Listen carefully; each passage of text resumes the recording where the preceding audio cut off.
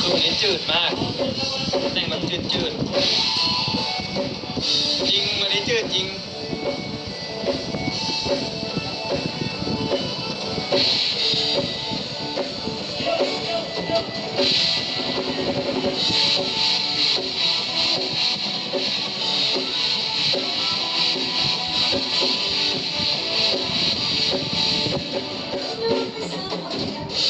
เคยมีแฟนบ้านอยู่แทนอีสาน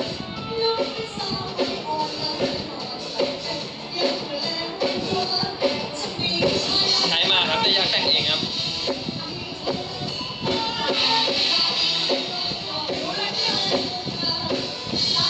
ยังไม่ได้ปัดคิวครับรออยู่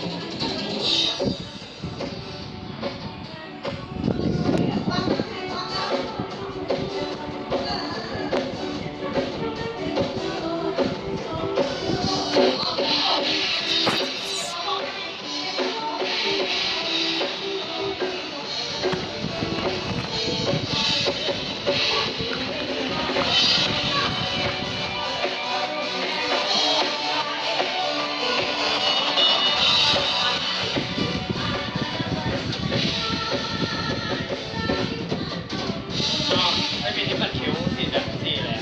สีชมพูไอ้ท้ายก็สีเข้าใหม่สีปัดคิ้วเขาดูแล้วมันอะไรไอ้ไม่ใช่สีชมพูสีแล้วที่ทาคิ้วอ่ะไหนไปเอาอะไรมาที่ทาคิ้วใช้